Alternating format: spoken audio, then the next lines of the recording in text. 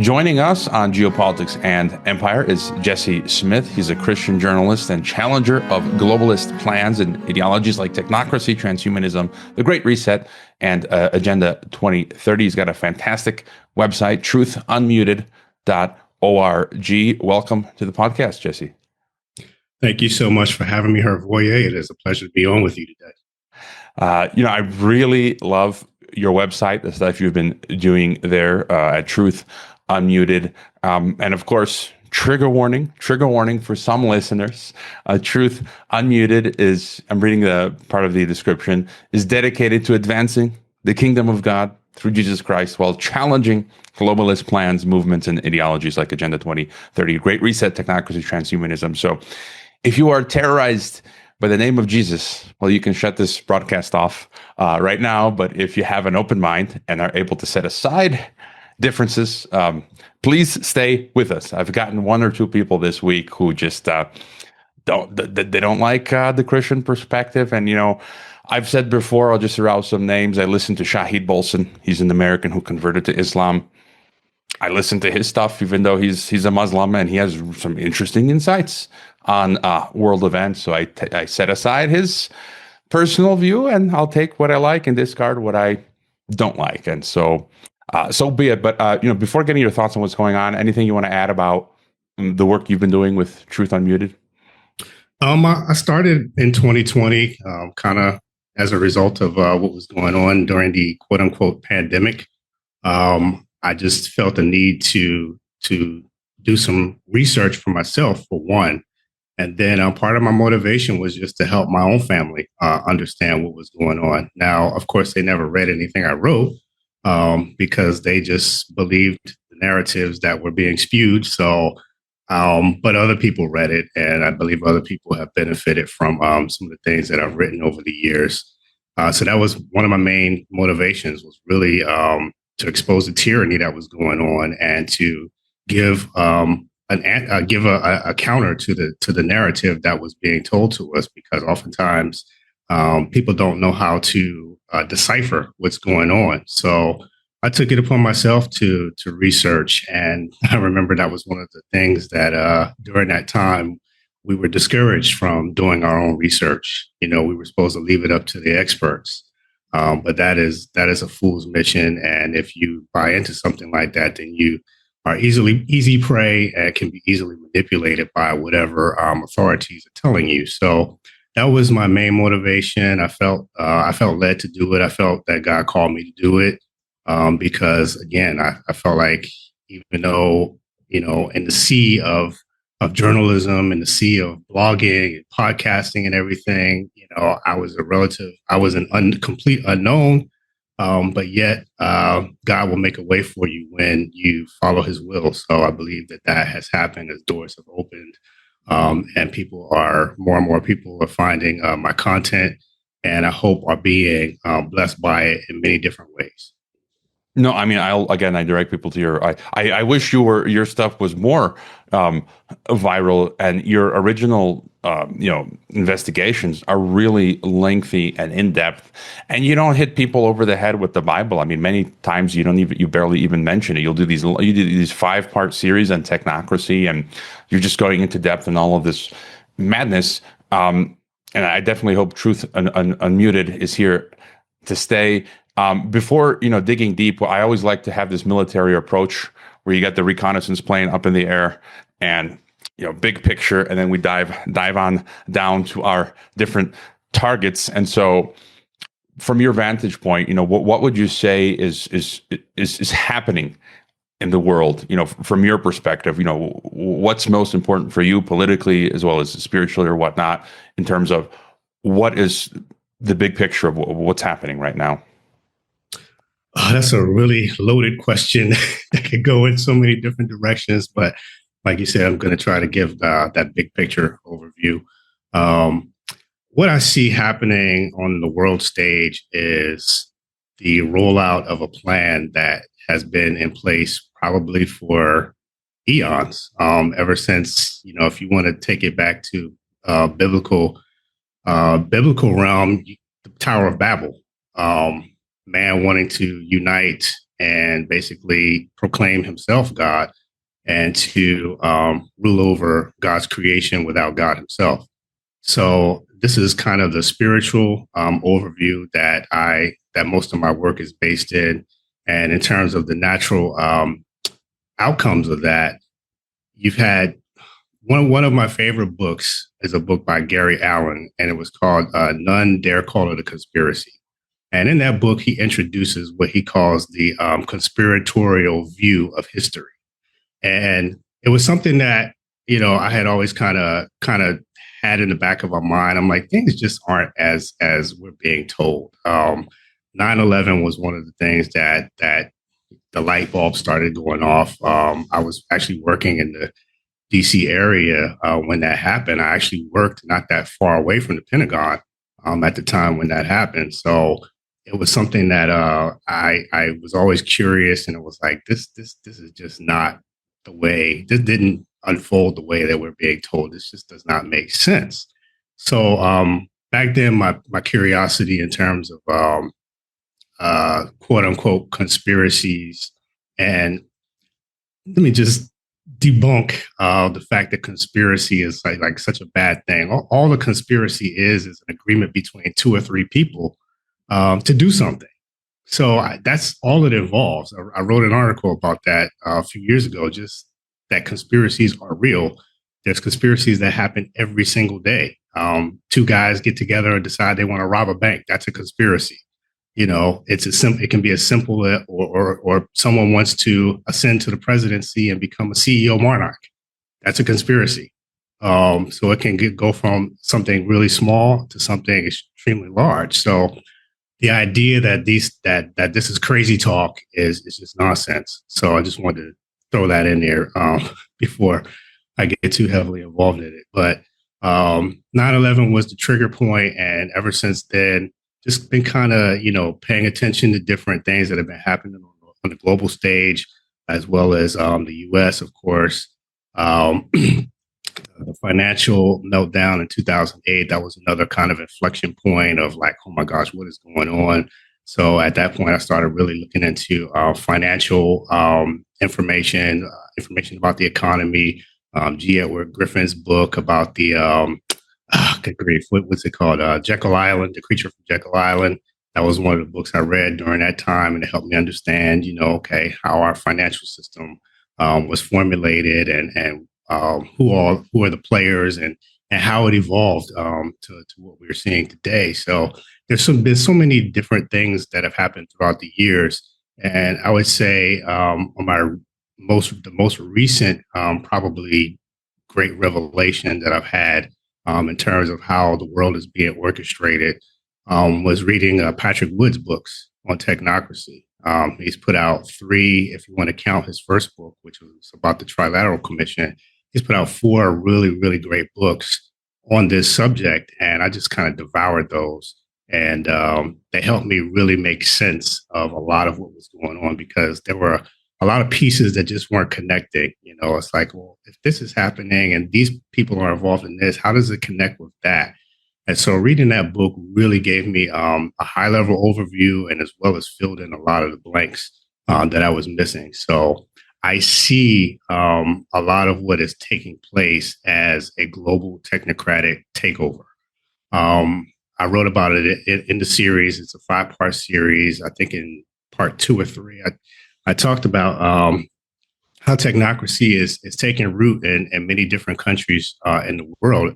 And in part 4, I really expose it as taking root in the United States. So that is something that I think people really, really, really need to be educated about. I'm so fortunate to be, I'm actually talking with Patrick Wood right now. We're actually working on a project together that will actually help educate more and more people about what technocracy is, why they should be paying attention to it, and what the end game is. So I'm excited to, be in this space, because I think it's something that is really needed, especially like you said earlier, Christian voices, people who are talking about this from a biblical worldview perspective, and, can really, really help other people understand the mess that we are in, but also proclaimed that not all hope is lost.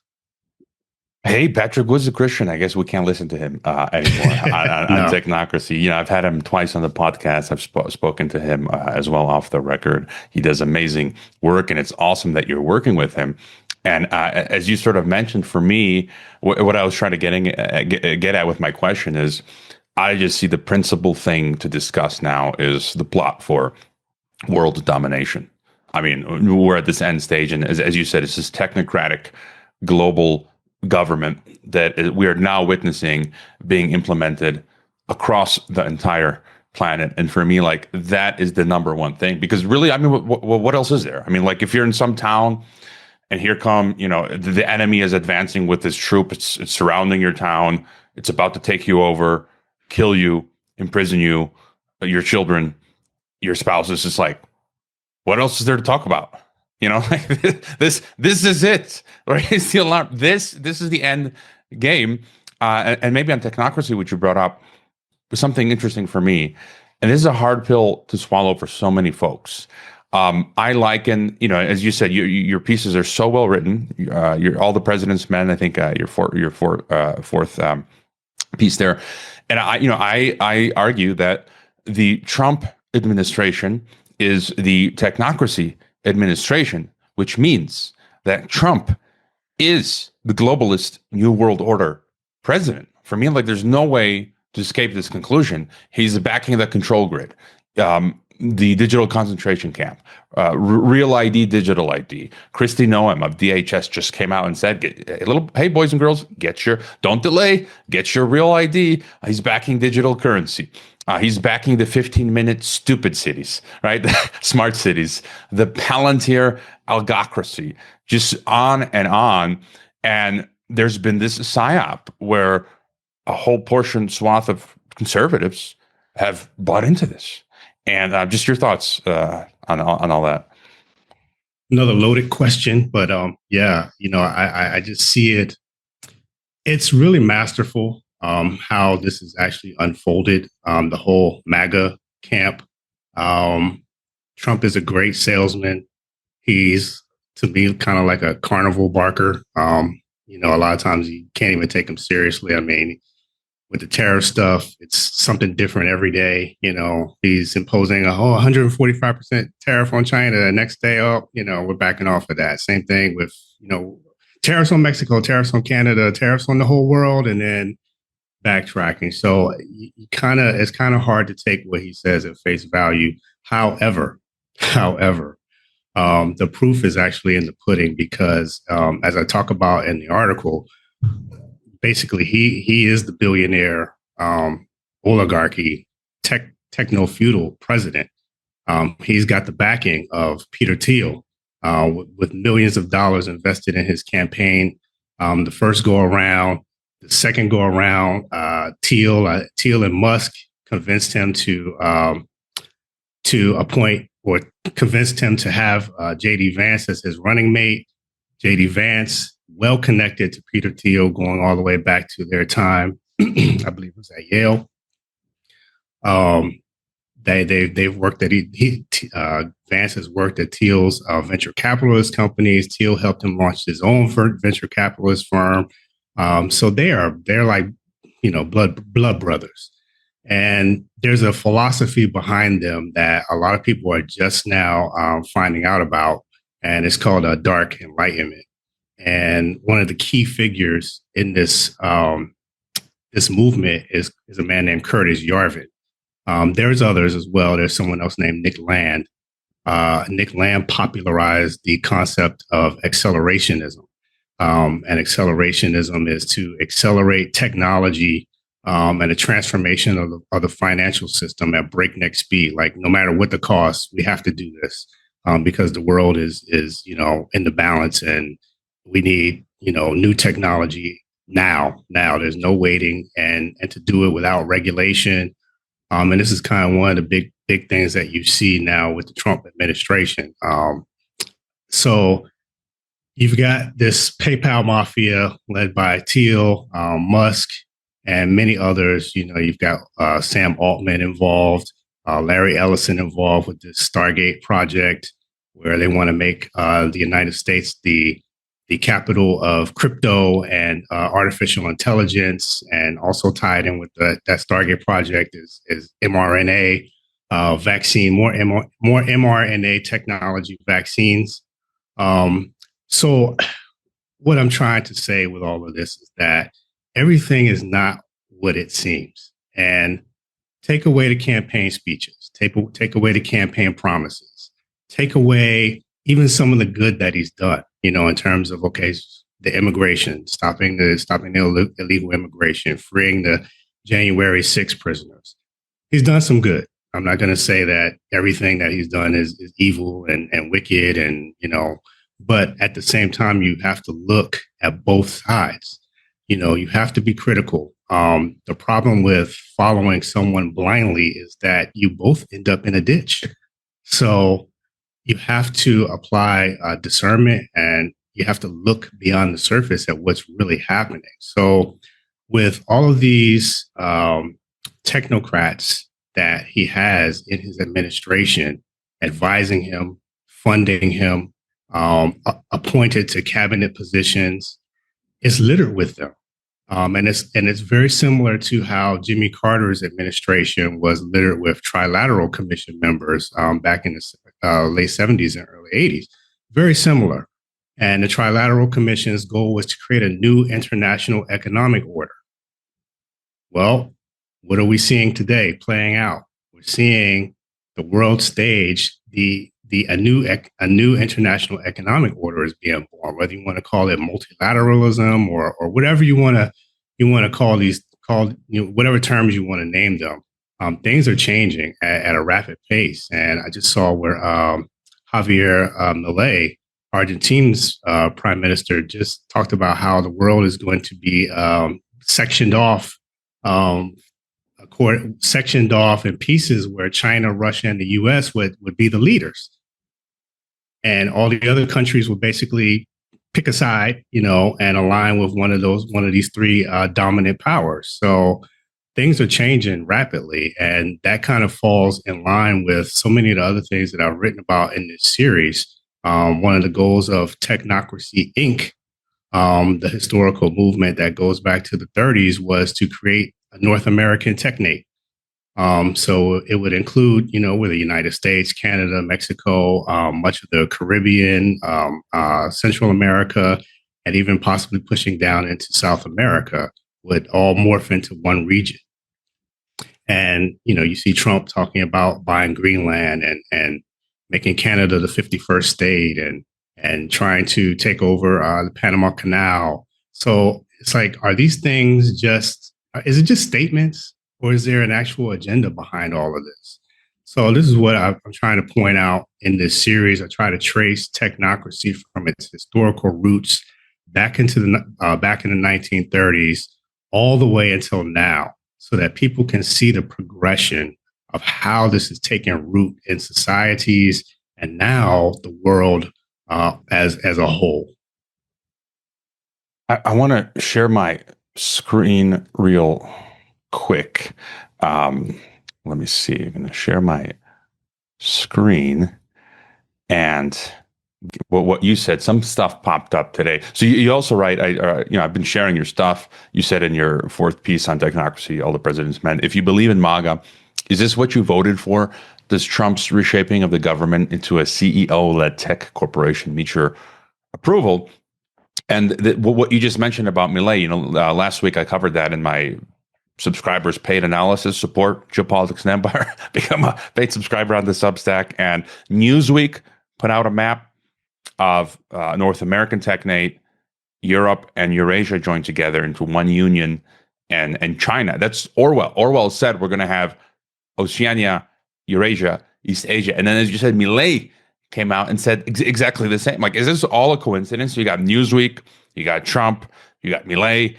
Alexander Dugin, I mentioned, he wrote a piece, the Russian intellectual who's supposedly anti-globalist. He came out and said, we need to create this. He didn't say globalist, but it's de facto globalist. He said, we have to create this Eurasian Union macro state. And that's just a copy of the EU. So it's all, and this brings me to this point currently I want to get your thought on. because you before I get to Jeffrey Sachs, you wrote, where is it? I just lost it in one of your pieces.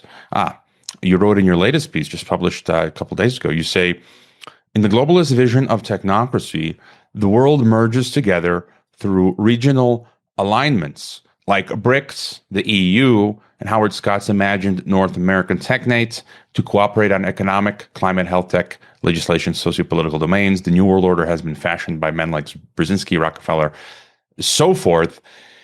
And one of my followers, Restitutor, shout out to him, he does good stuff. He cut 2 clips of Jeffrey Sachs. And he's this big BRICS mouthpiece, right? And I've said for the longest time that something is off for me with this multipolar push in alternative media and BRICS. It just seems so artificially pumped up, like exaggeratedly.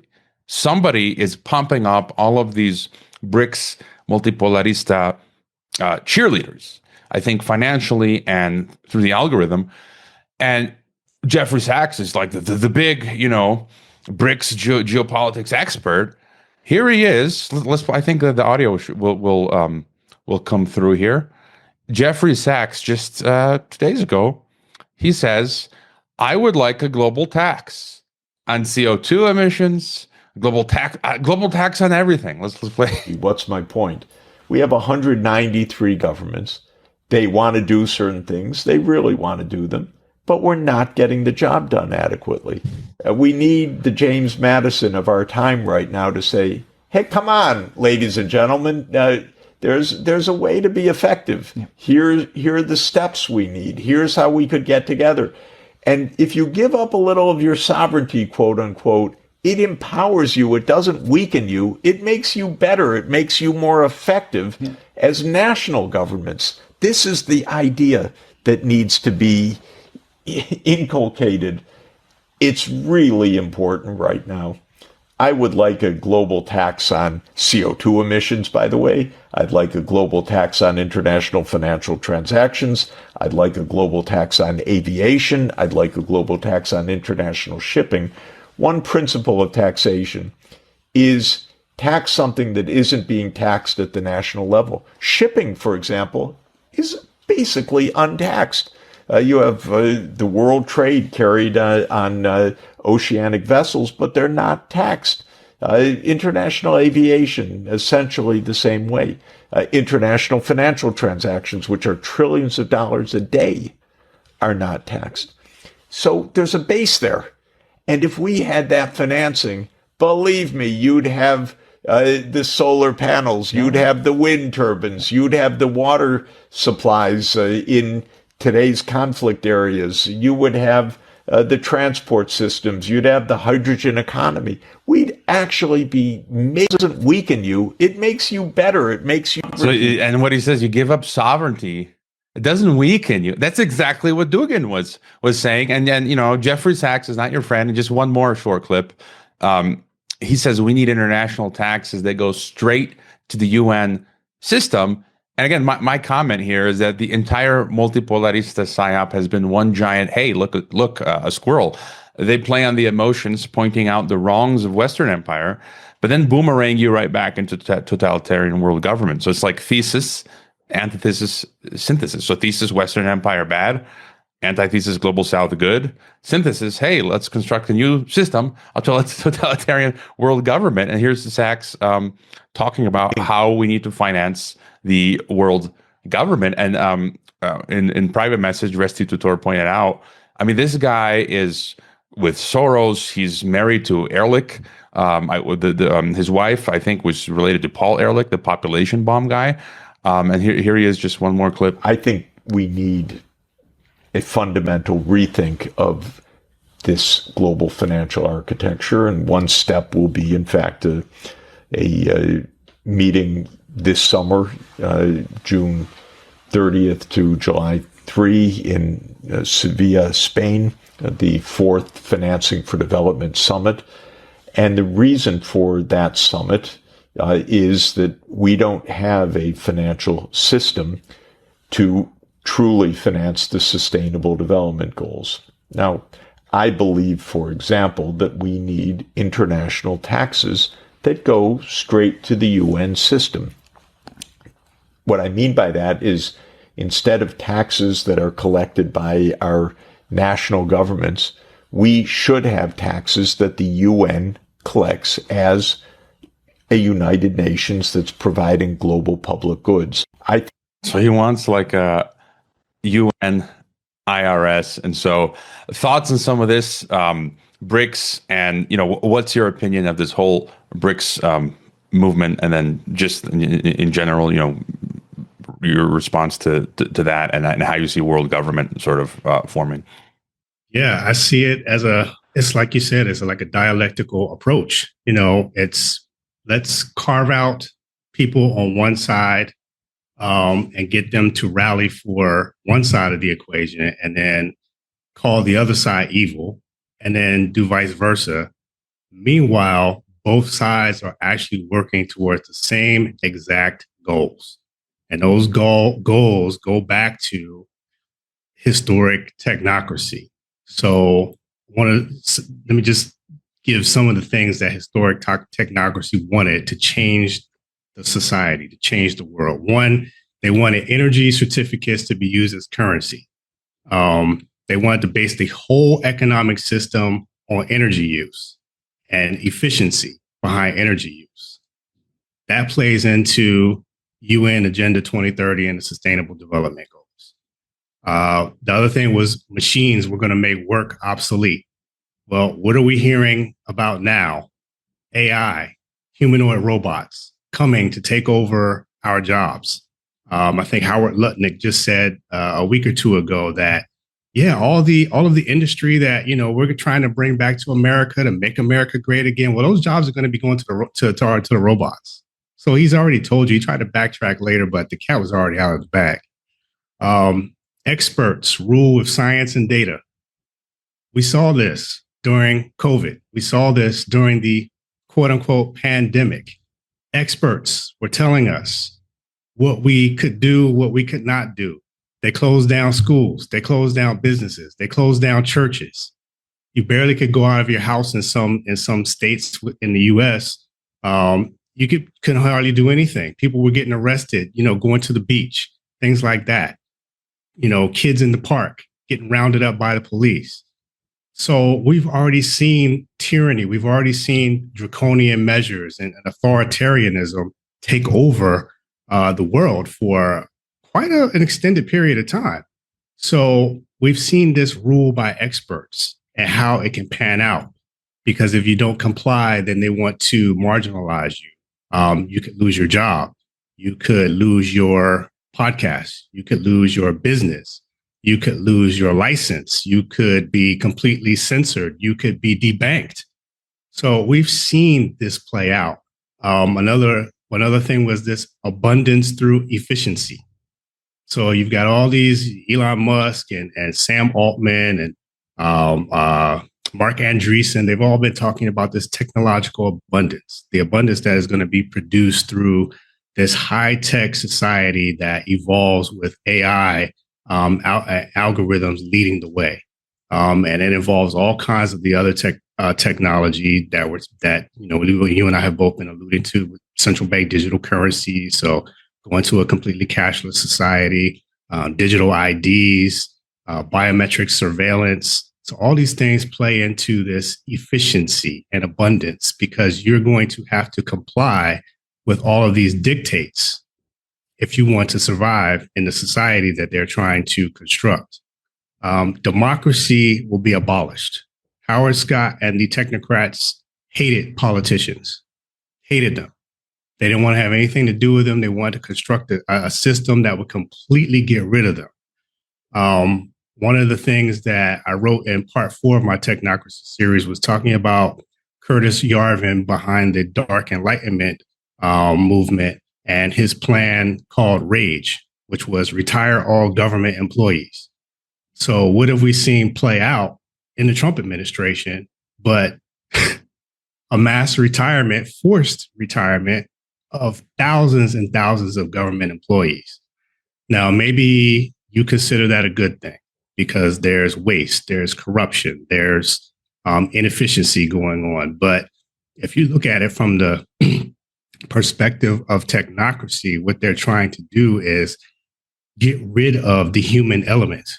They don't want humans making decisions. They want to employ algorithms, artificial intelligence, technology to solve the quote unquote human problem. So human agency will be totally gotten rid of. And they don't need all these bureaucrats. They in fact can't stand them. The Constitution will be outlawed. So this goes back to what Sachs was talking about in terms of losing sovereignty and nation states basically dwindling in importance in the world stage. You know, obviously we have the EU, we have BRICS, BRICS hasn't progressed as far as the EU has in terms of unifying many different countries, but it's possibly on its way. And then you have this quote unquote emerging North American technate that seems to be gaining steam under the Trump administration. So you've got these regions that are popping up that really, if you like you mentioned earlier, and even like the Club of Rome talked about, 10 regions way back when in their documents. So the plan was always the plan of the globalists and the people who are behind the scenes manipulating the world stage. The plan was always to create regional governance, because it's so much easier, like Sachs said, to manage 3 or 4 large regions as opposed to trying to manage 200 something countries that are in the world today. So of course he's going to be a champion for that, because that's part of the globalist plan. And if you think Trump is opposed to that, well, why is he taking steps to increase America's influence and purchase Greenland? Why is that happening? Now, there are, of course, some practical reasons behind that. They want the minerals, they want the rare earth minerals, and because they've got to fuel all of the energy needs for these AI data centers that they're building with the Stargate project and things like that. So they need the resources. So that's part of the heavy play to purchase or incorporate Greenland into this United States, into this North American technate. But it also has to do with the goal of regionalism. And I talked about North America being united. And then one of the other things in terms of historic technocracy was that natural rights were surrendered. So property rights, the right basically to own anything. And it falls right in line with, something that was very popular for a few years, hearing you'll own nothing and be happy. The World Economic Forum put that out several years ago. I remember when I first read that article, I was like, whoa, this is crazy. I was like, where in the world is an idea like this coming from? I was like, I don't want to rent every single thing that I have. I don't want to be in a society where I don't own anything, where, everything is, where basically Musk talks about with his robo-taxis, you don't need to own a car. Just call a robo-taxi. We'll take you anywhere you want to go. But that comes with strings attached, because you're going to have to be approved to be able to get that ride wherever you want to go. And like you said, they want to keep us in these 15-minute cities, smart cities, or whatever you want to call them. They want to cordon us off so that we really can't travel, so that we really can't go places that we want to go. And when we do, we'll be tracked. That's the goal. They're building a surveillance society with really, really, really sophisticated tools like Palantir, for instance. I just saw the Palantir is contracting with the IRS. So they're going to be getting access to taxpayers' information. So, and they're building this giant database full of all the information that you and I provide willingly, and they also do it through covert methods to obtain information about everything that we do, everything that who we are. If they want to, they can find basically almost everything, because the digital revolution has opened the door for them to be able to sift tons and tons and tons of data on an hourly second, by the second. And that's how they want to rule the world. That was one of the biggest tenets of historic technocracy was data. Data was key. Data was of prime importance. And we've seen more and more of an emphasis on data collection, I would say, over the past couple of decades than ever before in human history. Everything's about data, data, data, data. I remember a book I read a few years ago called Surveillance Capitalism. I'm sure you've probably I got the physical copy right behind me. Yeah. So I mean, people need to read that book. You need to see that we are now the product. Your information is the product. This is how Facebook and all the social media sites have become what they are, because they've been harvesting our data and they've been feeding it into the deep state, because they are partners with the deep state. Many of them started with contracts from the CIA and their venture capital firm, In-Q-Tel. Palantir started that way. Facebook is rumored to have started from a DARPA. So you've got all these connections between the technocrats and the military industrial complex and the deep state. But yet Trump is fighting the deep state. Trump is getting rid of the deep state. Trump is draining the swamp. But how can that be when all the people who are advising him, people who have key positions within his administration, have deep ties to the same deep state institutions that he's supposed to be fighting against? So I just ask people to make it make sense. Look at what is actually happening. Don't look at what is being said. Look at what is being done, because talk is cheap. Talk is really cheap, but it is what people do and who they associate with and the fruit that comes from that really tells the real story. Take your eyes off that bright red MAGA cap for a second. And, Trump is the deep state. I'm not sorry, and just a few thoughts on the stuff you've been talking about this week. Someone pointed out, it's interesting what you said about Greenland is correct, that I think it's important because it's cold, and that's where they'll put the AI data centers to run the technate, some of them, and it's offshore. So if anyone wants, it's hard to get to Greenland. So it's got the cooling to run these energy intensive data centers. They got resources there, and it's conveniently offshore. It's just like Skynet, it's got its data centers offshore, hard for anyone to get to it. What you mentioned about the own nothing, it just does, like, on its face. I'm a minimalist. I don't like consuming some of my shirts. I keep them in good condition. I remember I got a few collared shirts that I like. I bought them from Macy's. Nice shirt, by the way. Yeah, I actually think my mom bought this for me from I think it was Costco like years ago, and I had a $10 Macy's shirt, and I liked it because it had no label, right? No label. I don't like these brands or anything, and it was good quality, and I've had it for 10 years. I bought it for $10 or something. Imagine renting. Like, it would actually be worse to rent it. I'd be paying more, and I can just buy something for a couple bucks, and it's mine, and I own it for decades. Like, it doesn't even make sense to rent. And then what you said about the data broker. I just there's a great website. I forget her name. She's a privacy expert. She did a video this week about. Just take one example: Mozilla Firefox browser extensions. Like, this is crazy. And she was pointing out that some of these extensions either in themselves are sinister, or they're not even sinister, but they get hacked.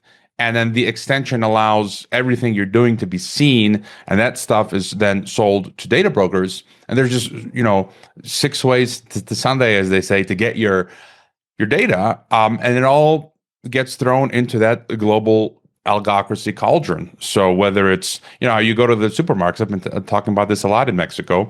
They ask you for your phone number. They want you to get the points discount. Then they create a profile on your purchases, and that's sold off to this same global conglomerate, right? Let me ask you real quick.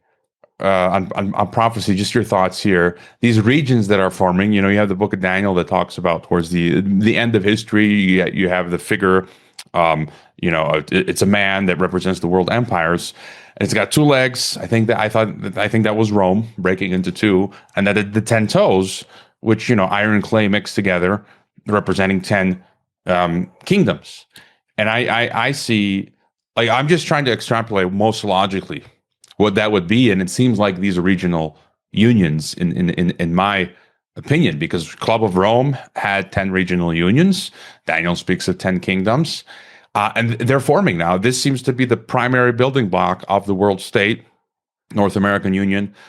El Salvador's president called for a Central American Union, copying the EU, and the South American presidents have specifically called to copy the EU and create South American. So you're going to get North American, Central American Union, South American Union, African Union exists. You got the European Union, you got the Eurasian Union, you've got the Southeast Asian Union, that's 7.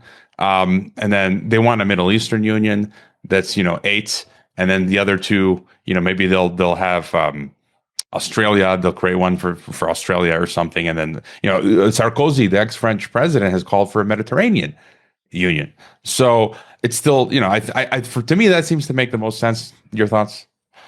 Yeah, I agree with you. It's funny how things are taking shape. Just as the scripture said they would. I know that I don't like to be like dogmatic about prophecy because I know that there are different interpretations, and people throughout the ages have thought that they were living in the end times. So I never like to speak, definitively that that is what is happening and that's where we are. However, with that said, it definitely seems as though we are living in those times because of just the rapid fulfillment of so many things that are talked about and prophesied in the Bible. So, you've got what central bank digital currency. You combine that with digital ID, and there you go. There's your mark of the beast system. Also add in the social credit system layer, which we know China has already pioneered, and a lot of what I see the United States doing in particular is the subterfuge is that they are fighting China. China is our mortal enemy, and we must protect our intellectual property because China is accused of stealing our technology and all kinds of things when that is really not the case. Technology was given to them, and largely that was fostered by trilaterals in the 70s, 80s, and all throughout. So they've been given the technology. This was a plan all along. I know that sounds strange to probably a lot of people, but if you go back and you read your history and you read even some of the books that I've mentioned, it documents this. These are facts. This is not something that is just made up conjecture, wild conjecture. The rantings of lunatics. No, these things really happen. Henry Kissinger played a huge role in it. So these things actually really happen.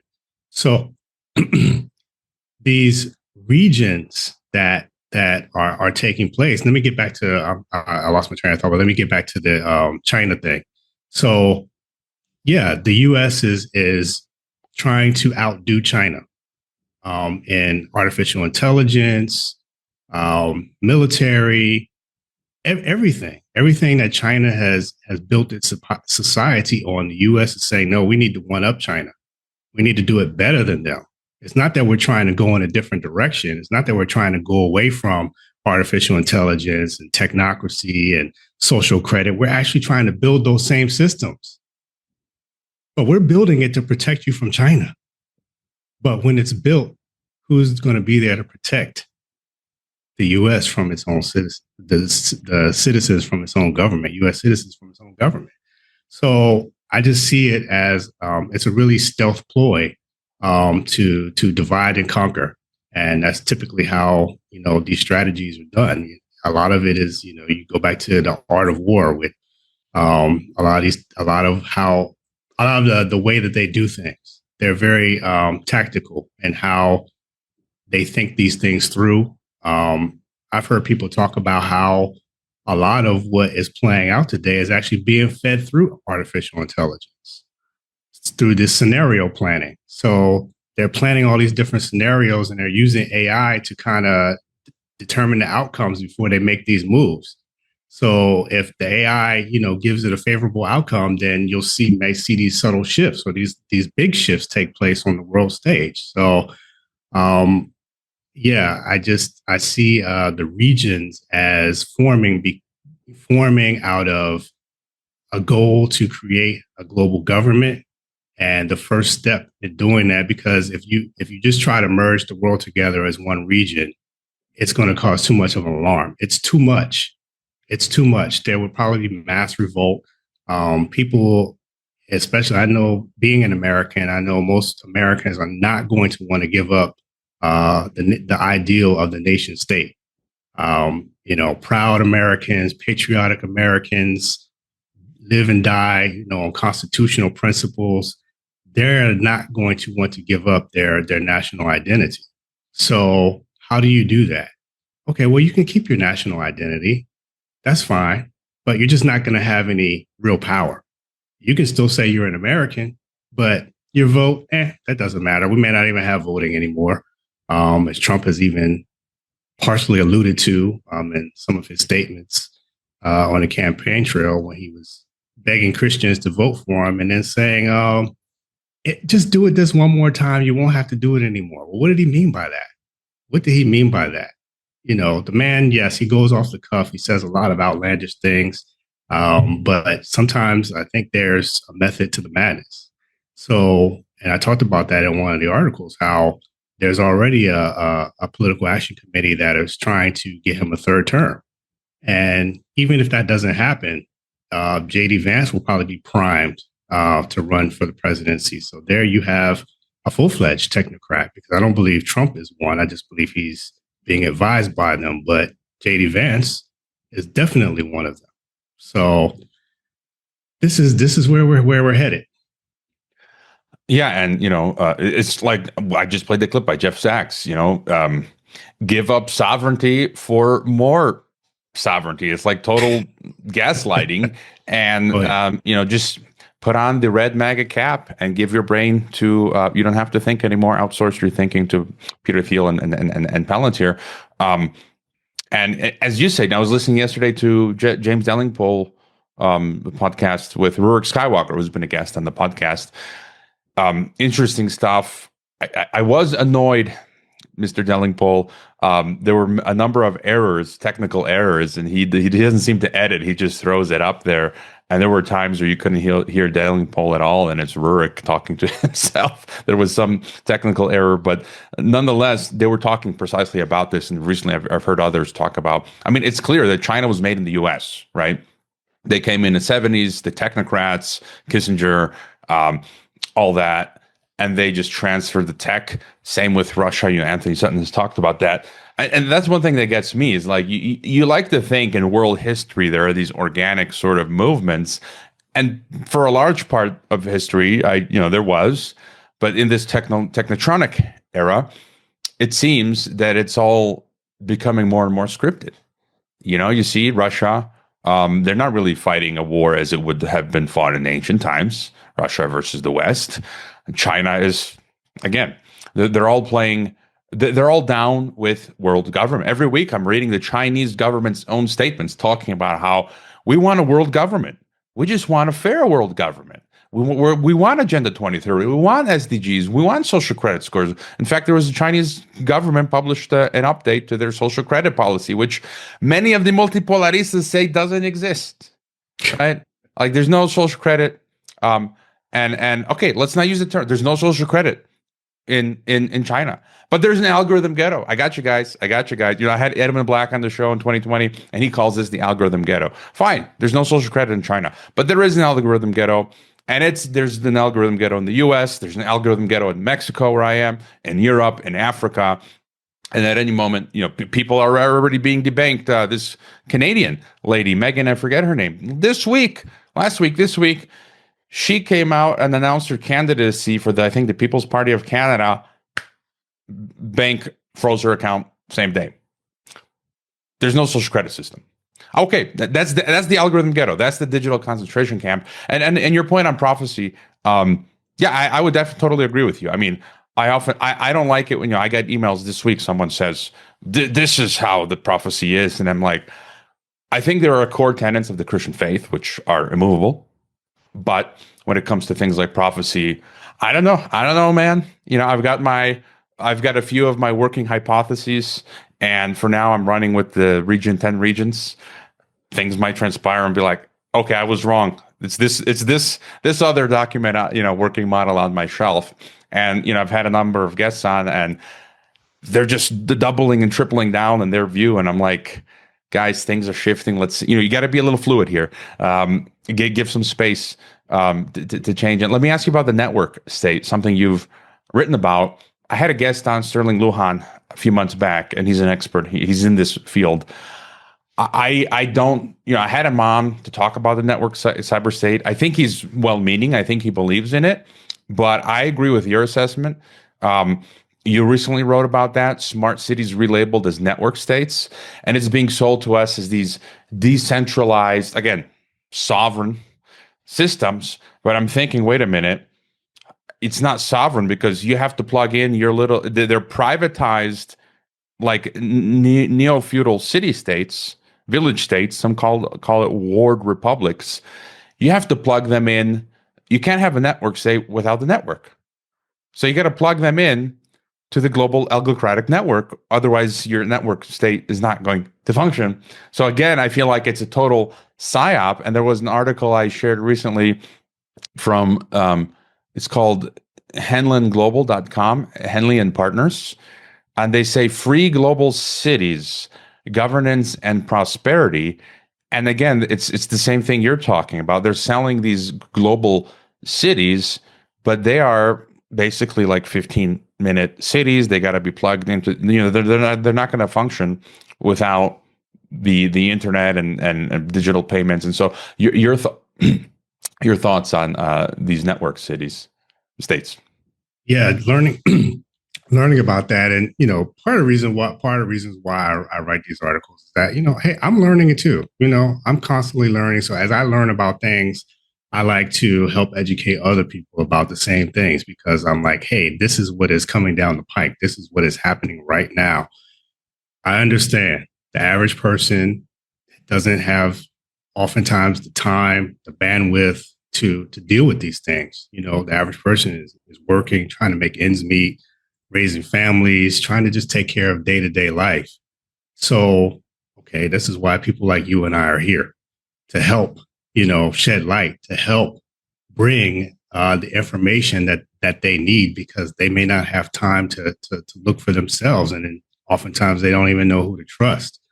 So the network state, when I started looking into this and researching it, I was just like, wow, it sounds on the surface, it sounds promising, a little bit weird also at the same time, but I kind of understand, the concept behind it and how technically, yeah, it could lead to a little bit more freedom than what we have right now. But then when you start doing a little bit deeper dive and digging into what these people believe, how they intend to create these network states, what it all involves, it's like, well, wait a minute, this looks to me just like a rebranded smart city or 15-minute city.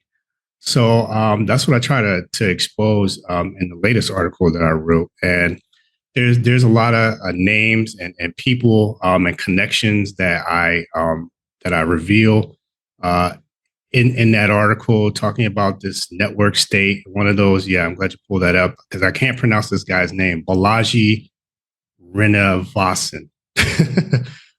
He wrote a book called The Network State, and it was about creating basically a parallel establishment. And it's based on, it's a digital society. It starts in the cloud. It starts on the internet. People come together under a common cause. They crowdfund their quote unquote network state. And then once they get enough people and enough money to fund it, they actually apply for recognition. So they want diplomatic recognition as a real entity, a real state. So there are several examples that I talk about. One is called Prospera. That one has connections to Peter Thiel. Another called Praxis that also has connections to Peter Thiel. You'll see some of the same names popping up over and over and over again who are funding these network states. And there's different names for them. They call them network states. They call them crypto states. They call them freedom cities, which you're just highlighting right now. So there's so many different names, and they have slight variations, of course, but the core essence of them is really all the same, and that's really about technocratic control. So the societies will run on cryptocurrencies. The one Prospera, it's located in Honduras, off the island of Roatan, and it runs on cryptocurrency. Bitcoin is actually the legal tender there, which is funny because the country of Honduras has outlawed cryptocurrency. But yet in this one privately run city, it's legal. Bitcoin is legal tender. So I think people should really pay attention to this. One of the things that I highlight regarding Prospera was that there were problems for the locals. There's a community. It's called can't remember what it's called. It just slipped my mind. But the local community that Prospera is. I've got Praxis and Prospera on the tongue, so I'll get a little tongue tied here. But the community that Prospera is based in, they were having trouble getting water. So this was a few years ago. Prospera kindly, gently offered to connect the town to its own water supply. And it seemed, the locals were relieved. Okay, we've got water flowing from our taps again. All is good. But then they started receiving bills from Prospera, and it was like, whoa, where's that coming from? And then Prospera went on to form their own local community board, which basically serves as the local governance system. It's kind of like a city council that we would have in the States. And Prospera formed their own. All of the members were handpicked and they ran unopposed. So as a result, the locals formed their own counter Prospera board, local board. They formed, not Prospera, Patronato. They formed their own Patronato. So you've got this war between the two, the locals and the technocrats, the Silicon Valley connected technocrats who've come in and taken over a portion of the town from the locals, and they're running their own thing. They've got all this high-tech stuff going on. Meanwhile, you have a relatively poor community that is being surrounded. The community was upset because they weren't being considered for any of the construction jobs that Prospera had available. They weren't getting those jobs, and they were also being harassed because there was a series of robberies that was going on, and they were basically being treated like criminals, going in and out from their own town. So they do not think highly of Prospera at all. And Prospera is now suing the government of Honduras for $12 billion or $10 billion. There's some other lawsuits involved in that bring the total over $12 billion. And one of Honduras officials stated that if we're forced to pay this money, you're going to see how a private corporation can destroy a nation state. I'm going to leave it there. And I'm not sure if was it Crawfish Rock? One of the Crawfish Rock, yes. Yeah, that was the community. That's in your article. And yeah, what is the difference then?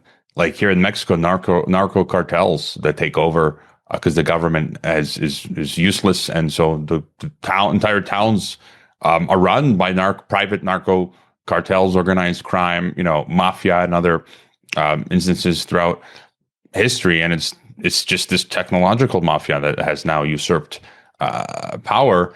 And I just want to get your just further thought on the algorithm ghetto and 15-minute city, because I talk about it a lot because it's often on my mind, because we are living it now. Like in real time, we are beginning to more and more experience it. And I'm just trying to like, I'm in this, it's kind of like, I'm trying to think of it, an analogy. Like I'm in this prison cell, in this room, this box, and I'm trying to go over every inch to find a way out, to assess the threat. And I don't know, like, I don't have the answers. People are like, what's your solution? I'm like, I'm just talking about the problem. Maybe someone listening to this podcast sees something I don't. That's kind of the exercise I'm doing here, airing this out constantly, because ad nauseum, I've told about my experiences with it. Others have had worse experiences with it. People getting the platform from all manner of fintech, Patreon, PayPal, websites take it down. I just mentioned this lady who had her bank account shut down for thought crime. We didn't have vehicle emissions in Mexico until 2 years ago. Now people are having in Mexico, cars declared illegal. You can't drive anymore. You have to ask permission now, where to drive. In Mexico City, you can only use your car every other day. That's going to come here, I bet you. You couldn't access your bank account without turning on geolocation. They turned that on during COVID. On and on it goes. And so I just see this all smushed together. That you talk about net zero. I've been calling it death zero. Basically cities are openly now being shaped into Hunger Game districts, and they're doing it openly and very rapidly now. I'm just using Mexico as an example. They've declared Mexico City 15-minute city, Hunger Games district. Guadalajara, where I am, it's 15-minute city, resilient city. Sonora, they just announced this is going to become 15-minute city. Just town after state is and all across the world. And I feel like they are in the last stretch, and they're quickly like, okay, go. They're launching this stuff before anyone is the wiser, and they're in that last stretch. And I live in a city of 5 million plus. It's like less than 1% of people here have a clue. They do not have a clue at all. And then they're bringing in the digital ID, the vaccine passports, getting rid of cash. I mentioned permissions for using your car, for public transport, for air travel. And it's just your further thought on this system. I feel it's very real. The threat is real, to quote Dave Mustaine of Megadeth. The threat is real. It's here now. It's advancing quickly. And I was telling you before I hit record, I don't know if I'll be able to visit my parents in Croatia ever again, because I won't be let on an airplane. And so I'll have to take a trip on a narco submarine to the Mediterranean. It's that serious, because they're bringing in electronic travel authorizations now to every country. So you got a passport, you got your visa, you can travel, but now you got to fill out this third, travel authorization. They check your thought crime. Sorry, we don't like what you say, what you believe. You can't travel to Europe now. So just any sort of final thought on the sort of digital concentration camp? That's something that I've been warning about ever since I started writing on Truth Unmuted. It was one of the topics that I kept seeing playing out over and over and over again. One of the ways that I do my research is I use RSS feeds. So, I have a keyword search. One of them is, digital ID, biometrics, things like that. So when I go to my RSS feed for digital ID, there's tons of articles every single day discussing how digital IDs are being implemented in basically every country in the world. This is going on in Africa, where you might not think something like that is taking place. It's actually one of the hotbeds for it. It was one of the test continents, or several countries were like test countries. They were testing the systems there first. Same thing with central bank digital currencies. A lot of Africans, by the way, a lot of African leaders are calling for open technocratic governance. I've written about that. It's real. When I do a search on technocracy, countries all over the world are popping up saying that they're implementing technocracy, that they are recommending it, that they want technocratic governance, that they want more technocrats cooperating with government. So smart cities, same thing, all over the place. Smart cities, 15-minute cities, whatever you want to call them. Many concentration camps is what, really they're akin to, because they don't want you, they want to restrict movement.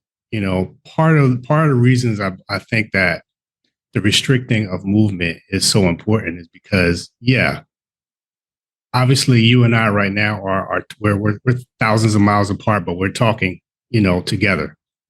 In the digital gulag, unless we have permissions, unless we are approved to do that, I know that there's all kinds of talk about, a new internet being born, where it's going to require credentials just to access sites.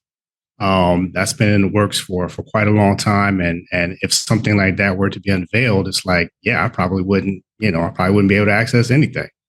I'm buried in the digital gulag on X, Twitter, whatever you want to call it. Oftentimes, as soon as I post something, it'll get liked by a bot, a porn bot.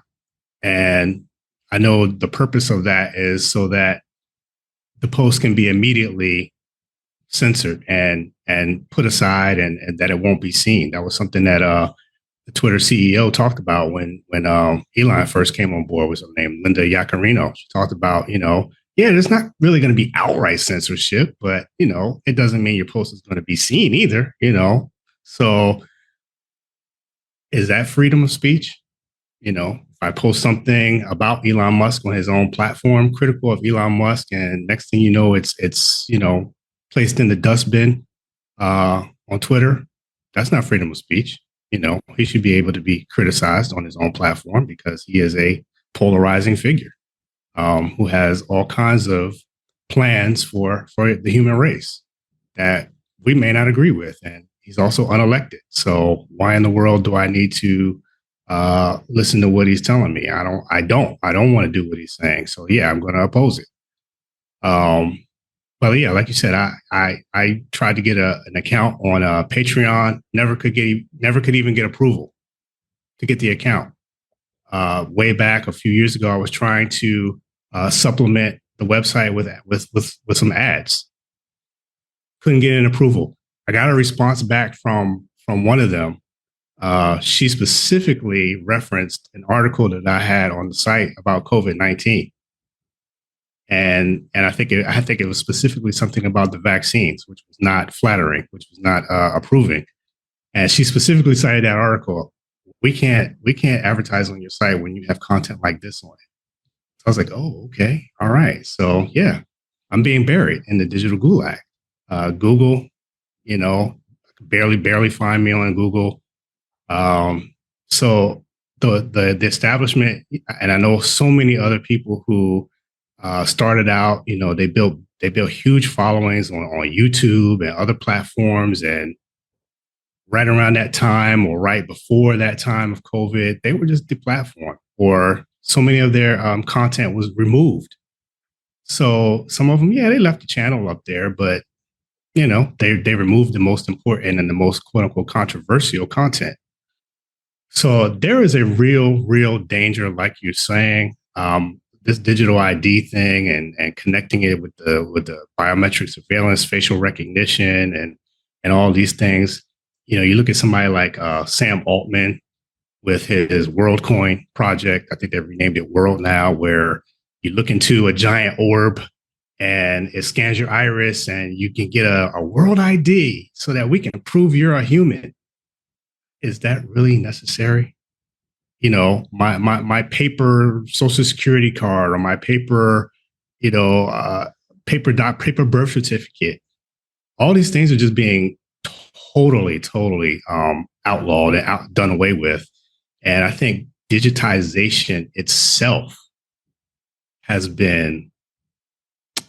have been some benefits to it, but I think digitization itself has led to the tyranny that we're currently facing, and it's only getting worse by the day. And you said it seems like they're all in, like everything is just speeding up. And something I tried to point out a few years ago was right on the UN Agenda 2030, the Sustainable Development, right on the website, it said that 2020 is an important year, and we need to accelerate the Sustainable Development Goals.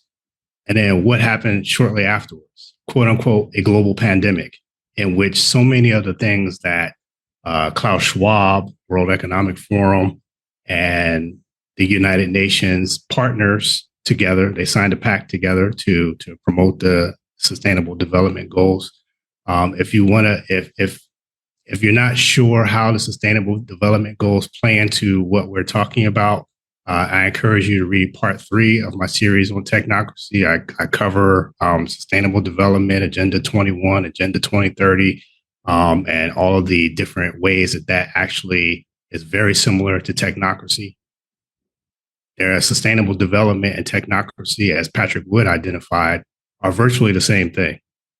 So all of these things, 2020 was that inflection point. COVID accelerated it all. You had so many people talking about that. Oh, yeah, we need to accelerate. We need to accelerate the digital development. We need to accelerate the fourth industrial revolution. Everything has to be accelerated because we've got to do this in order to meet the Sustainable Development Goals. We've only got 10 years left.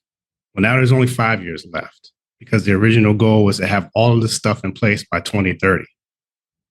One of the, I think it was Whitney Webb who had written, I'm sure you know who she is. She's been on the podcast, and the YouTube edition was deleted. So this was a few years back. Not surprising, right? But she had a great article where she talked about how so many of the Sustainable Development Goals, there's 17 of them, actually rely on digital ID. They can't function, they can't come into fruition without digital ID. So all of this stuff plays into the global technocratic takeover. Yeah, I said it in March 2020. I was a guest on Spiro Skouras's channel, and I said the 2020 event principally was about bringing in global oligarchy, which is what you're just saying. Not, John Kleizek, I interviewed him not long ago, and he was saying the same thing. Again, is it any coincidence? They had with all of this Amazon. They pushed us to make online purchases, and just right preceding 2020, they were building out all these Amazon, all these warehouses, even here in Mexico. Like, it was astonishing to see right around 2019, like 2020, they went online, these online supermarkets in Mexico. Like, you think of, third world country, this stuff is, you only got access to these things like in the United States. No, in Mexico, forget the name now. I even purchased from them because I refused to wear a face mask. So I'm like, my thought, like, okay, you businesses won't let me buy food with, your physical shops without wearing a face mask. And both alternatives suck. If I buy food that's delivered, online groceries that are delivered to my home, I'm actually accelerating the fourth industrial revolution. I'm like, screw it. To the physical businesses, and that's going to put them out of business. And I'm like, you know what? This is what you're going to get. This is what you want. I'm going to buy online. They're going to put you out of business because you want me. You want me to wear a mask. Screw it. I got no other option. But and just to add, this is really a new form of invisible tyranny. Everything you're discussing, it's really smooth totalitarianism because it's got this facade. Of this smiley face, people, I think decades ago, there's people who wrote about, I think it was Bertrand, someone, friendly fascism. William Engdahl wrote a book, Totalitarian Democracy. And it's just fascism with this yellow smiley face. And it's just so smooth. And again, I just feel most people, I just feel like we're doomed. Like everything you and I were just discussing now, we're totally doomed because like I go outside, everyone is doing, you can't function without, and with Mexicans here, businesses demand you use WhatsApp and fingerprint access and digital payments, and everyone's like, yeah, come on, get with the program, and I'm like the only person that I know objecting to all of this. We're doomed, folks. You want a white pill? We'll get to the white pill, but let me ask you about, we're going to shift gears here. You wrote 2 pieces on the New Age and the New World religion. And I want to get your thoughts on that. People have seen me put this up before. This is 2009, Geneva, May 31st, 2009, the Arcane School Conference at in Geneva, Lutz'sTrust.org. So I went to a Lutz's Trust, a Lucifer Publishing meeting, not a conspiracy theorist. And, you know, it's this New Age, Gnostic, Theosophic Luciferianism. This is the core of this New World religion. It's Baha'i, it's Universalist, and alternative media. Now I want to get to that as my second question. Is going, you know, is full on theosophic now, but and you mentioned in an interview I listened that you gave recently that the UN from inception, I think the folks that created the UN were Luciferian theosophists. You know, Lucifer Publishing, founded in 1922, renamed to Lutz's Trust. They're an official UN affiliated NGO, part of the ECOSOC Council. And so just your thoughts on this, what's going on here? Yeah, that's a big can of worms to open up as well. But one of the reasons why I wrote that was because, and it's funny because like when my wife, she edits all my articles. So I'm so glad to have her, you know, be able to look over things because, yeah, you know, fact checking and making sure I use the right words and things like that. But she's great. She's fantastic. I want to give her a shout out. But when she read those articles about the UN and the push for global religion, she was just floored. She couldn't believe what she was reading. And she was just like, all this time, I've thought that the United Nations was this, you know, benevolent organization that champions human rights and wants to stop wars and wants to, you know, rid the world of nuclear weapons and all this kind of stuff and promote peace and feed the world and just create peace and harmony throughout the world. And when she read of the history and learning that so many of the UN Secretary Generals, the NGOs, the religious NGOs that are tied into it, you have several different branches that are all involved. One of those, like you mentioned, is the Theosophy, Luciferian Trust, Lucifer Trust, that kind of connection with Madame Blavatsky and goodness, what's her name? Alice Bailey. Yes, Alice Bailey. Yes, and then you've got, you know, prime ministers like Dag Hammarskjöld and Robert Mueller, who have been full on ecumenical. And ecumenical, I say not in a good way, because their ecumenism is not about Christians trying to bridge the gap with other Christians, you know, solve the problem of all of the different denominations, you know, because we're all supposed to be one in Christ. There's not supposed to be these dividing lines between us. So ecumenism at its heart technically can be a good thing, because it's like, yeah, you know, we should all be recognizing each other as brothers and sisters. If you're a Christian, we should all be recognizing each other as one. Jesus didn't create denominations. He created disciples. So in that sense, it's good. And that's within the Christian faith. But here what they're talking about is all beliefs, yes, from Buddhism to Zoroastrianism to Islam to Judaism, Torah, Talmud, whatever, Christianity. Let's just fit everything all together, right? Yes, that's exactly what it is, with one caveat, that you cannot proclaim that there is one way.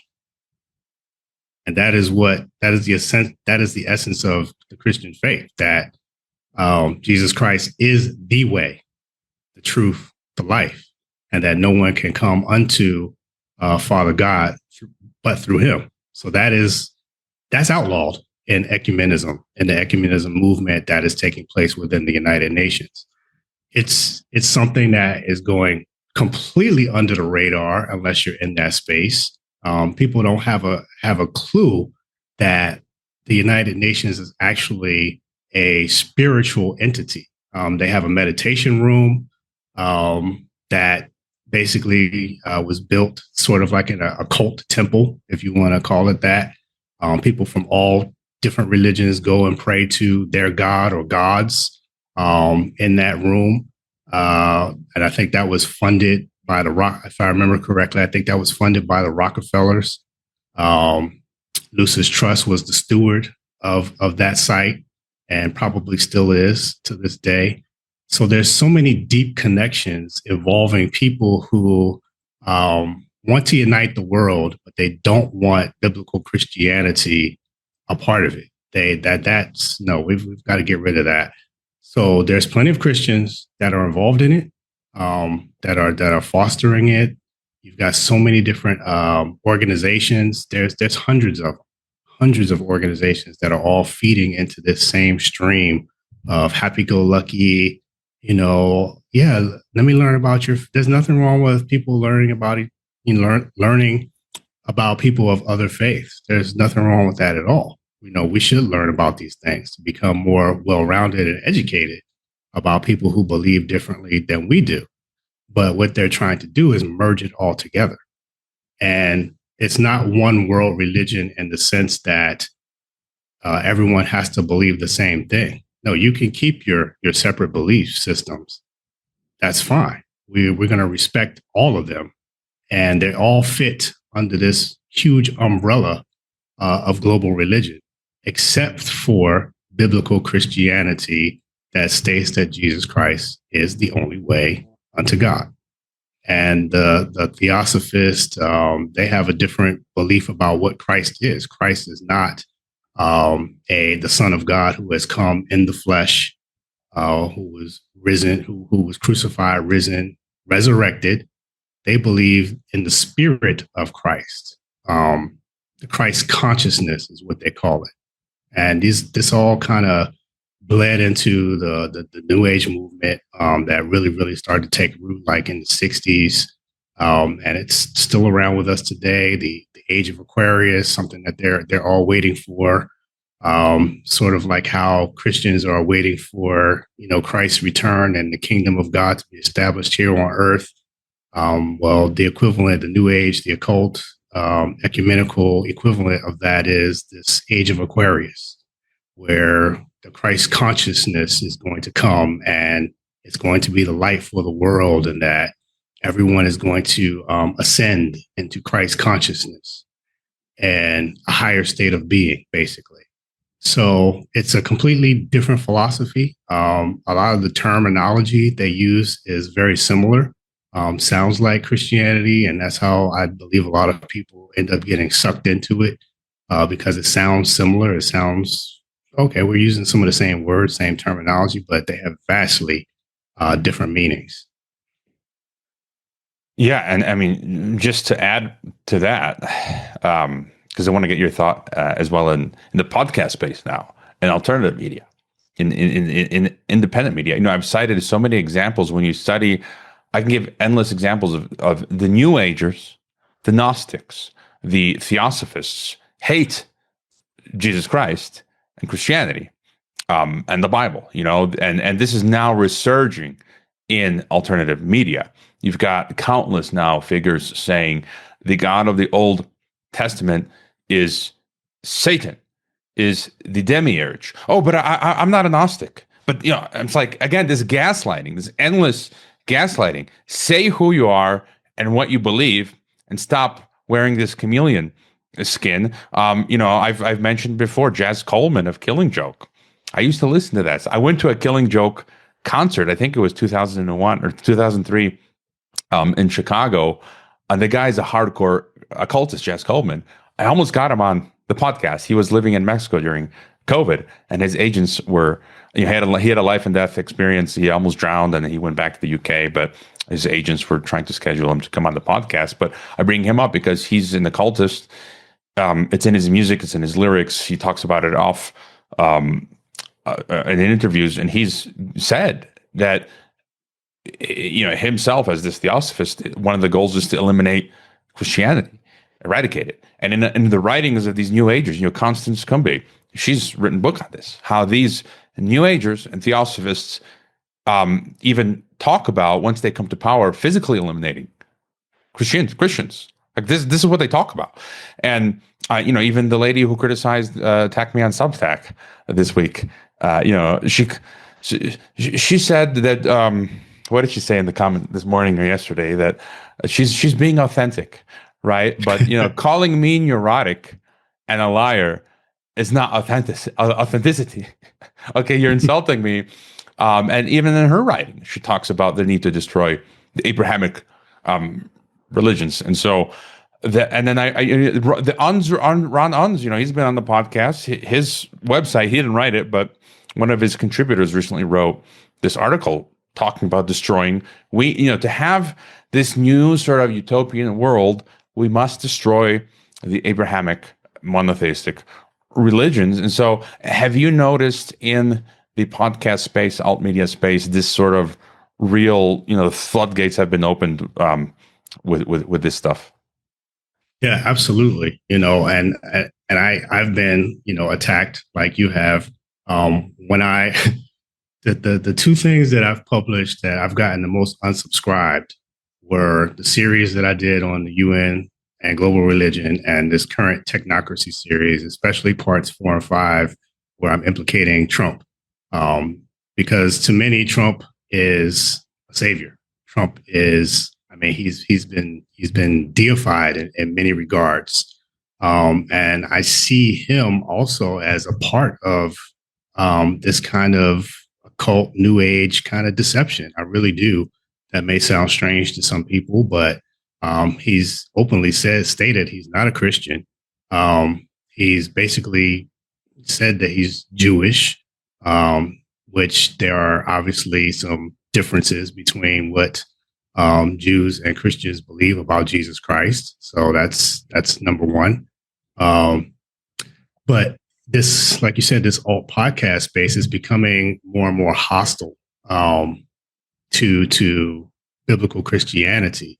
And in some ways, I do understand some people's hesitance, maybe even disillusionment, because what they've been seeing for a long time is, the prosperity movement and preachers and pastors getting rich off of their flocks and and congregations. And they've been seeing a form of Christianity that, the Bible calls a counterfeit. So Paul and the apostles and all the writers of the New Testament, including Jesus, they always warned that there would be false prophets, false teachers, wolves that would come in sheep's clothing. So that's always been a part of Christianity since its inception. Paul was fighting them constantly throughout his entire life. His whole life was basically warfare against false teachers, many of the apostles. So I do understand where people are coming from who are critical of Christianity, skeptical, and in some ways don't want anything to do with it.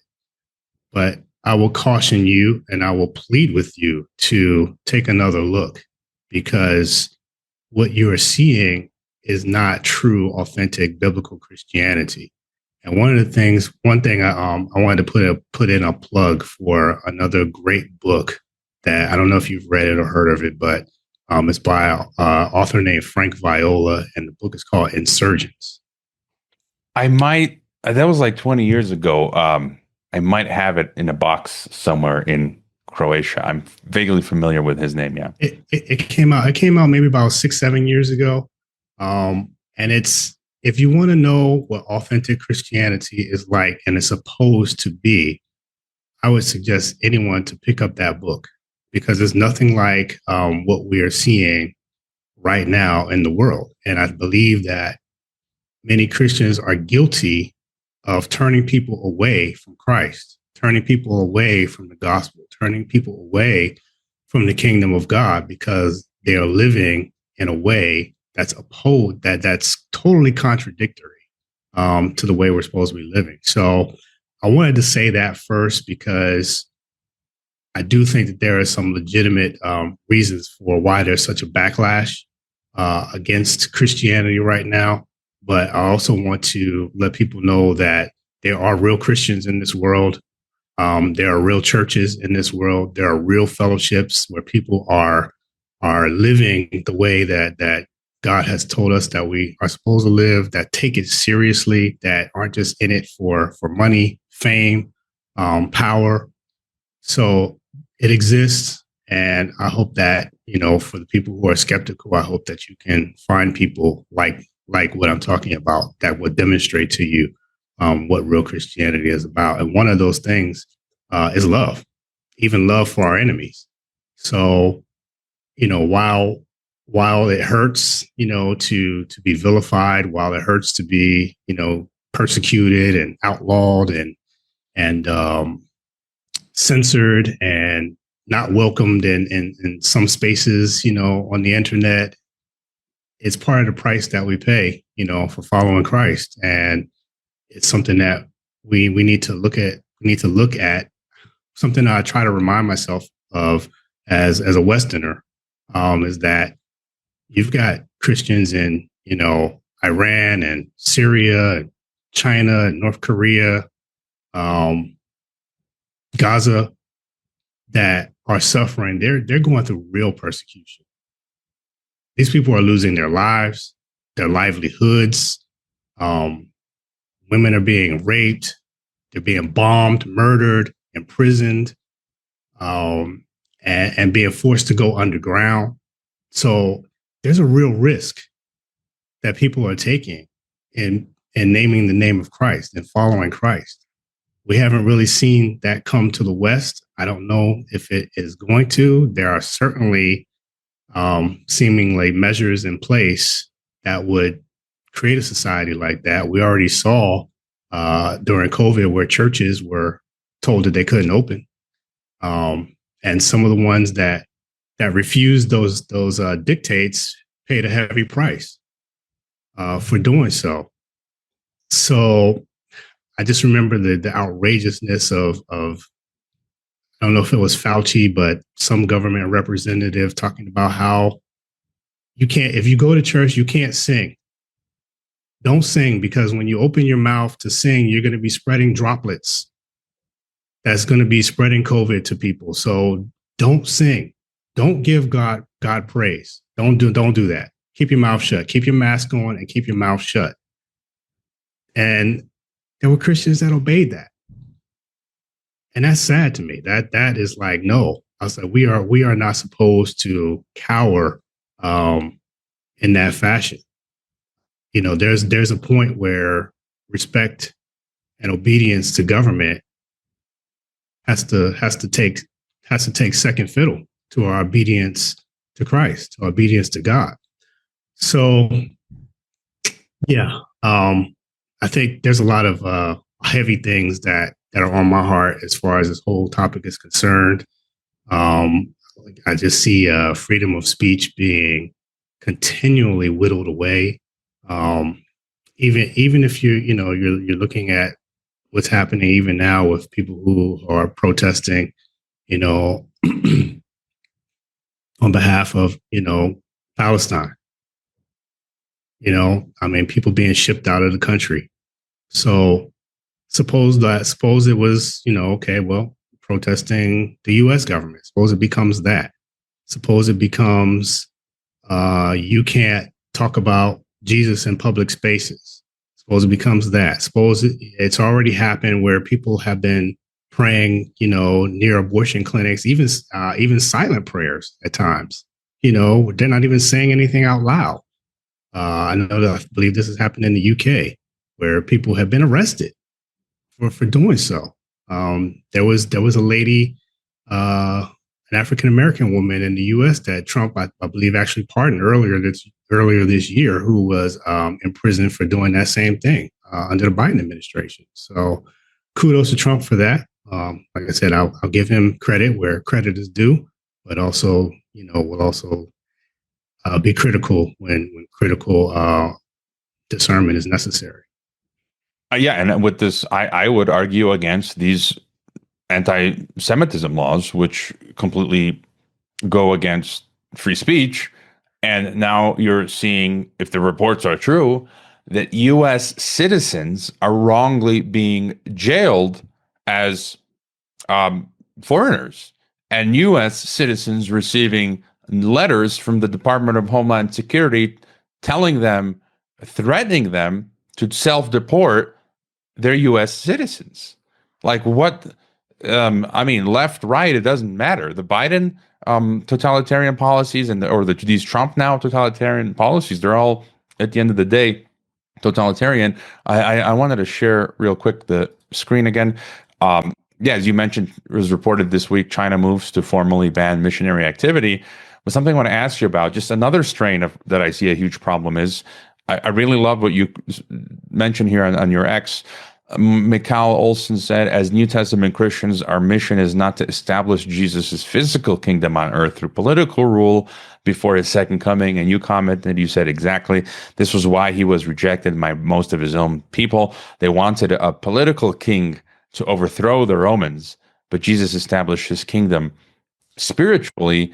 And we're seeing, again, a huge strain in America, in alt media, of this Christian nationalism stuff. Some of them openly say, let's have fascist theocracy. And I'm thinking, like, guys, I mean, even really well-meaning Christians that I meet promote this. And I'm like, I'm not down with this because, again, I always reference Jesus talking to Pontius Pilate. You know, it's like what you said. I can snap my fingers, bring the angels in, and overthrow the political Roman Empire and establish my new kingdom. That's not what I'm here to do. It's a spiritual, social mission. It's not political. Just thought on that. Yeah. One more plug for the book Insurgents by Frank Viola. Talks about all of this stuff. And I think that if you're a Christian, and even if you're not, you would really benefit from reading this book. But with that said, yeah, the Christian nationalist movement, I think, is something that is also detrimental to the real cause of Christ. He did not come to establish a political authority. He did not come to overthrow the existing political authorities. He came to establish a spiritual kingdom that functioned differently, completely differently than all of the other political kingdoms that existed. And that's why it was appealing to so many people, because it was like, oh, you mean I have worth here? You mean I'm valued? I can be forgiven. I can be loved unconditionally. I have a community of people that are supporting me like real brothers and sisters and family. This is unique, because times, like during the Roman Empire, for the average person was not easy. Most people were poor, illiterate, and completely subject to the powers that were in existence at the time. And the Jews, of course, were subjugated by the Roman Empire, and they wanted to be free. They felt like, hey, we are supposed to be the heads of society, not the tails. We are the chosen people. So why are we suffering under this Roman occupation? Paying taxes to Caesar and basically being, subjugated. They were second-class citizens for the most part. So they wanted their Messiah to be one that would come in and rectify all of that. And when Jesus didn't fit the bill, instead you have this meek man, not completely meek. I don't want to make it seem like Jesus was just like, oh, this lowly person. No, because we also know that he was very fierce in his criticism of Pharisees, the Sadducees, the other religious authorities. Very severe, called them all kinds of things, drove the money changers out of the temple. So he was not just some docile lamb. He also had, a little bit of the lion and the fire of God in him as well. But they didn't see that. They saw this person who was willing to be crucified, as opposed to standing up to the Roman regime and proclaiming independence and proclaiming himself their king and reestablishing the Israelite kingdom. So they rejected him. It was like, this guy can't be the Messiah. He's, we were told that the Messiah is coming to bring peace and freedom and liberty, and to restore us. So they completely misunderstood many of the prophecies of the Old Testament and the books and the prophetic books. Completely misunderstood them, and Jesus said that they were following after the traditions of men. So we're kind of seeing a very similar thing happening right now in contemporary times. We've so many. I think the Christian nationalism movement, is born from seeing what has happened, over the past few years with the influx of immorality, like transgenderism and LGBTQ agenda, and all these things that people are fighting against, and wanting the society to be more moral, to be more Christian-like. But how will you go about that? Are you seeking power to do that? Because that's not Jesus's method. Look throughout the entire New Testament, and none of them were seeking power. They were often running from, they were outlaws. Paul was chased from town to town by the people who were in power. He wasn't trying to become them or replace them. He was trying to build the body of Christ. So instead of Christians working right now to build the body of Christ the way that it's supposed to function, they're trying to do it through political power. And there's mass resistance to it, and I understand it. I understand why people on the left would be opposed to this. I'm opposed to it as well. I don't believe that is how, I don't believe that's the proper way for Christians to influence society. I think there are much better ways that we should be doing that. So it's very detrimental. Once again, something else that is causing the name of Christ to be blasphemed.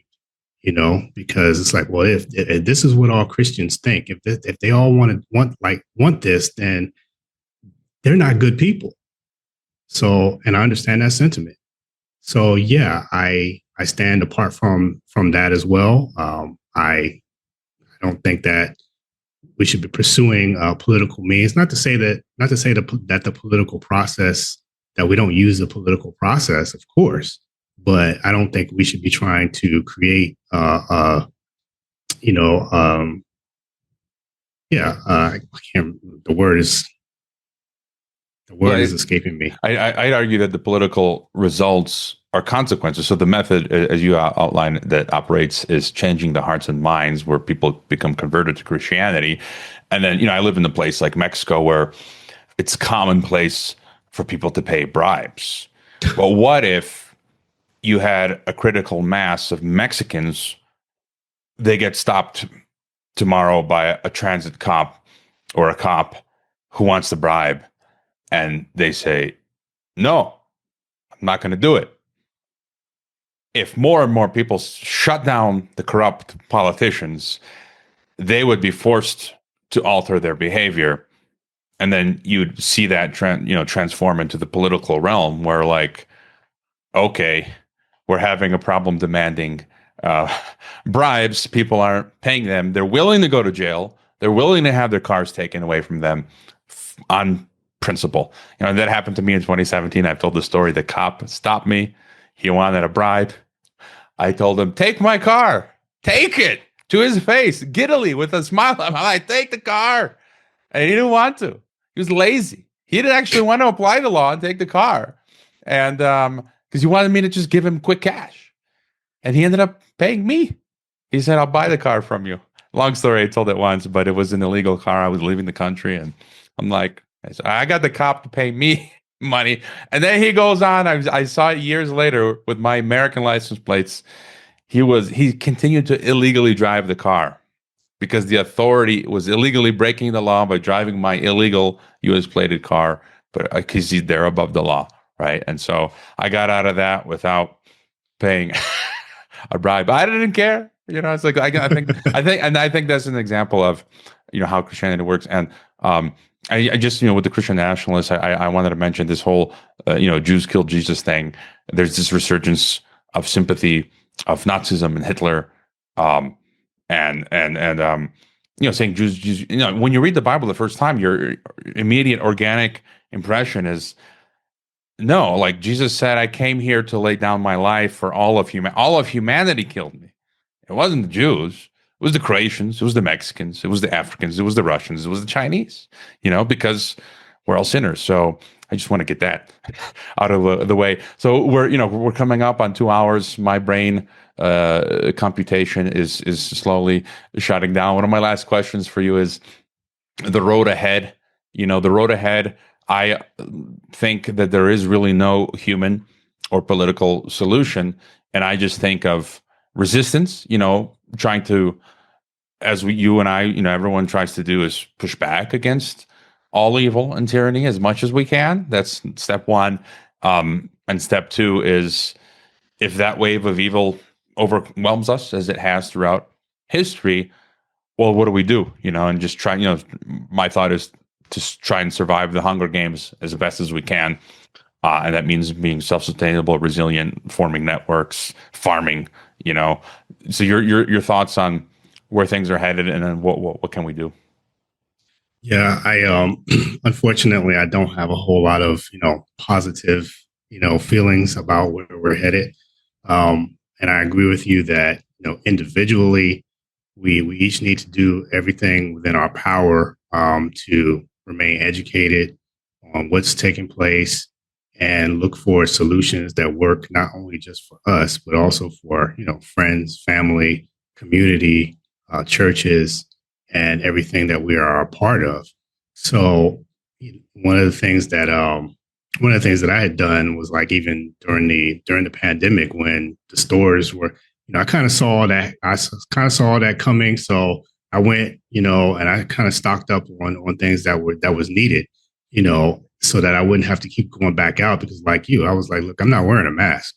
I'm not playing this game that they want us to play. So it takes a lot of sacrifice, I'm going to say. And that's something that I'm constantly challenging myself with. We've gotten used to lives of convenience and ease.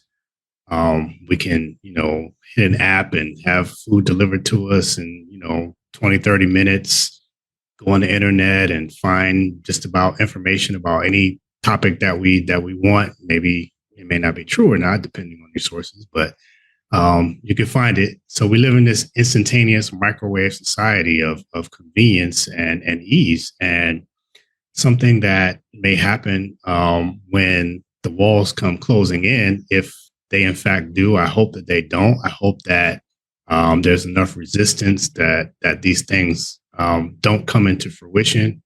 But if they do, we need to start preparing ourselves spiritually, mentally, and physically in every way that we possibly can. And like you said, if we can build networks, people that we trust, to kind of have each other's back, to watch over each other.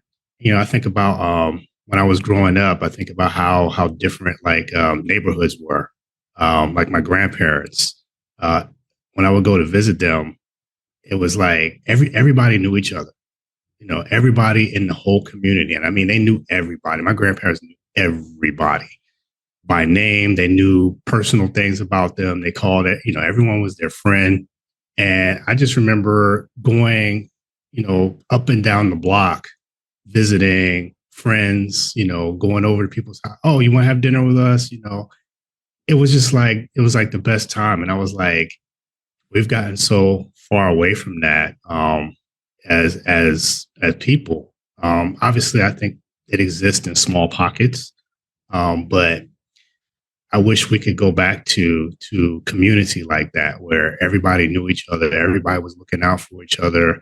If you saw their kids doing something bad, you'd call their parents and say, "Hey, I saw your son, doing something he wasn't supposed to be doing." And not that it was all about spying, but it was just, hey, keeping tabs on each other.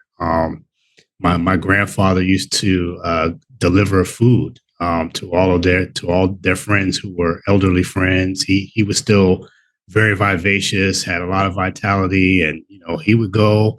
My grandmother would give him a list. Okay, look, you need to go and deliver these groceries to so and so and so and so and so and so, and he'd be out. That would take up like his whole Saturday. He'd be gone delivering food and supplies and things to their friends who were unable to do that for themselves. So we just need to build that kind of community sense, that brotherly love that we should be having for one another. But so many forces are trying to divide us, and divide and you conquer. That's an ancient war tactic. And you see it playing out right now in everyday life, where people have never been more divided as they are right now about everything. Everything is divisive. Everything is political. Everything is divisive. Everything is, you've got your camp here and your camp there, and they're shouting each other down in the digital space. Sometimes that results in physical altercation, and we're being easily manipulated because we're not viewing each other as human beings who have been created in the image of God and all have worth. And we're not fighting for each other the way we're supposed to be. We're fighting against each other. And that's making it easy for the people who are trying to create this global technocratic takeover. But we need to get back to community and brotherly love. Yeah, I totally agree with what you say. Some places in the world are still like that. And I think we can still, try to bring that back.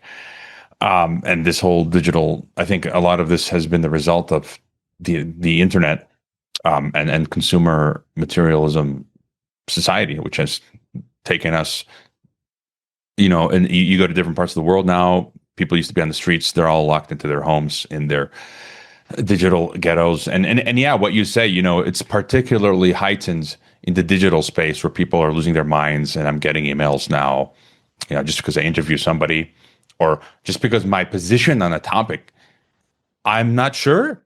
It's okay to not know, isn't it? And then I get this hateful messages. I'm like, I don't know. Oh, you're how can you not know? You must have a position on this topic. And my attitude is always, bro, chill. I'm like a chill person. Like I used to say in Geneva, where I studied, my apartment was on the weekends. People would come over to our apartment and be like a mini UN, and you had everyone from the whole world with different worldviews. And it's like, I'm the kind of person like, let's talk this out. Let's have a cup of coffee. Let's have a loving conversation, no matter who you are. And you guys can keep sending me hate mail, but it's gonna roll. Like I said, I've said before, as a Croatian, that you can't insult me because my parents already insulted me as a kid the worst way possible. So there's nothing no way you can really get to me. I hear you. So, all right. And one thing I also try to do with the podcast that, I think you'd agree as well, is that, we have to keep all doing what we're doing, resisting just for the sake of the truth. I think what you brought up, I had a guest recently, I don't think I published a podcast yet, is that, we won't put on the mask because it's false. It's false. It's a lie. And so we're not going to participate in that. And I also feel like, maybe something will break. I'm keep doing this podcast, keep sharing what I think is true. And maybe something somewhere breaks. Maybe enough people listen to this podcast, they're turned on to my guests' website and books and podcasts, and that, spreads, and maybe something breaks and we get a critical mass that pushes back. And so no one knows exactly the future. And any final thought, and then your links are in the description, but where are the best places to find you, support your work, and all that? Yeah, you can find me at truthunmuted.org. I am somewhat active on X. I try to post when I can, but again, it's rarely seen because I am buried in the digital ghetto, the algorithm ghetto, as you called it. So, but you can find me there. You just have to probably actually look for me. It's at Truth Unmuted on X. If you really want to hear from me directly, the best way to do that is to sign up for my newsletter. I also have a way that you can become a member. We have some extra bonus content on the website for members. We just ask for a small, either monthly donation of $5 or a yearly donation of $50. It just helps us offset some of the costs of maintaining the website, because obviously we know that these things aren't free. And I think I do a lot of hard work. I do a lot of hard research. I'm not being paid by anybody to do any of this. I do this voluntarily because I care about what's going on. I care about people. I care about our communities. I care about our countries. And, I care to carry out the work that God has given to me. So those are the places that you can find me. And I think like you, I mean, we share a lot of the same opinions about things, and it's been a pleasure to be on your show. And I hope that we can do it again at some point. All right. Yeah, I just realized I'm not on your email list, and I'm going to get on it. And so I urge everyone to follow Jesse, truthunmuted.org. Subscribe. If you can, become a paid subscriber to truthunmuted.org. And thank you for being on the podcast.